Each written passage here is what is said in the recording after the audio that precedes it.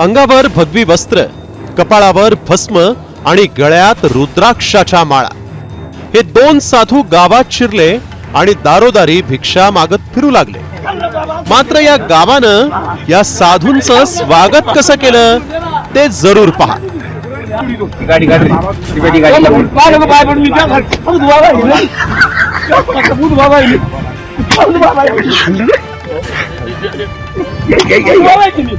भोंदू खरातच्या प्रकरणानंतर आता ग्रामीण भागातही भोंदू बाबांच्या विरोधात संतापाची लाट उसळली आहे.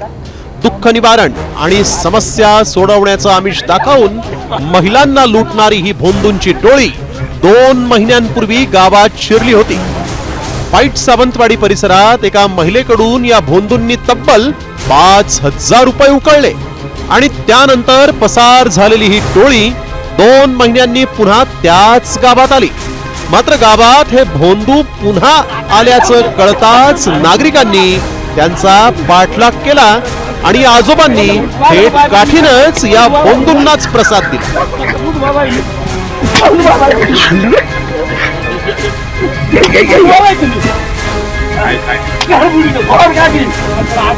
त्यातही स्वतःला नाथ बाबा म्हणवणाऱ्या या भोंदूंची साधी आरती म्हणतानाही अक्षरशः ततपप झाली.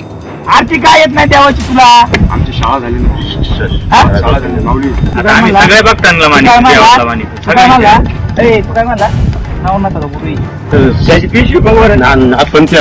खरं तर महिलांच्या भोळेपणाचा फायदा घेऊन महिलांकडून पैसे उकळण्याचा हे भोंदू बाबा प्रकार करत होते. आता खरात प्रकरणानंतर नागरिक कुठेतरी सतर्क झाल्याचं पाहायला मिळते. गावागावात फिरणारे हे भोंदू बाबा आता नागरिकांच्या रडारवर आलेत, कारण नागरिकांच्या भोळेपणाचं विविध अडचणी सांगून त्यांची फसवणूक केली जाते. आता ही आर्थिक फसवणूक नागरिक स्वतः थांबवत आहेत, कारण या नागरिकांनी आता या भोंदू बाबांच्या विरोधात मोहीम उभी केली. दरम्यान खरात प्रकरणामुळे बुवाबाजीच्या नावाखाली वर्षानुवर्ष फसवणूक करणाऱ्यांचे चांगलेच धाबेदन आणलेत. आधीच खरात प्रकरणामुळे पुरोगामी महाराष्ट्राची देशात बदनामी झाली आणि अशातच खेडमधील भोंदू बाबांना चोपून ग्रामीण भागातील नागरिकांनी आपला विवेक आजही शाबूत असल्याचं दाखवून दिलाय. त्यामुळे अधिकारी, नेते, उद्योगपतींनी या अशा बुवा बाबांच्या दरबारात हजेरी लावण्याऐवजी आपली सतसत विवेक बुद्धी वापरली तर अनेक अपराध कमी होतील. रोहिदास खाडगे, साम टीव्ही न्यूज, खेड.